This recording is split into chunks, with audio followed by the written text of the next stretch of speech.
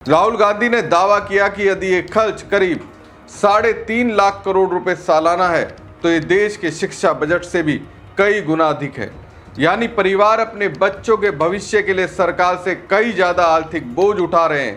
अब दोस्तों बात कर लेते हैं आम आदमी पार्टी के संयोजक और पूर्व दिल्ली मुख्यमंत्री अरविंद केजरीवाल के उस विस्फोटक बयान की, जिसका कनेक्शन पेपर लीक से तो है ही, साथ ही अलग अलग विरोधी पार्टियों में हो रही तोड़फोड़ से भी है।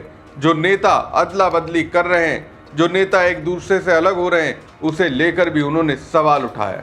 संजय राउत ने कहा था कि महाराष्ट्र में शिवसेना से अलग होने के लिए उनके सांसदों को कितनी रकम दी गई है। पहले उन्होंने कहा था कि 15 करोड़ रुपए दिए गए। फिर महुआ मोइत्रा ने यह मुद्दा उठाया कि 15 करोड़ क्या, बंगाल में तो विधायकों और सांसदों को तोड़ने के लिए इससे कई ज्यादा रकम दी जाती है। इसके बाद संजय राउत ने कहा था कि नहीं, 50 करोड़ रुपए की डील हुई है। जो सांसद टूटकर शिवसेना उद्धव ठाकरे गुट से अलग हो रहे हैं, उन्हें 50 करोड़ रुपए दिए जाएंगे। अब अरविंद केजरीवाल बता रहे हैं कि 50 करोड़ या इतनी बड़ी रकम सांसदों और विधायकों को तोड़ने के लिए बीजेपी या उसके सहयोगियों के पास कहां से आ रही है। ये सुनिए अरविंद केजरीवाल ने क्या दावा किया। सरकार ने पेपर लीक रोकने के लिए टेलीग्राम बैन कर दिया।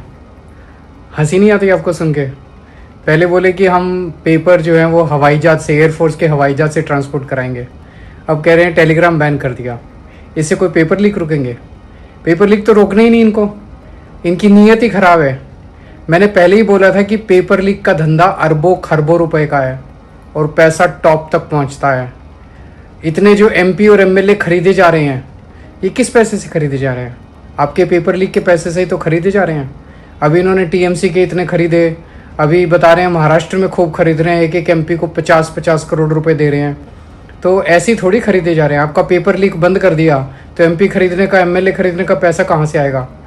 पेपर लीक बिल्कुल नहीं रुकने वाला जब तक आप सब लोग मिलकर सड़कों पे नहीं उतरोगे।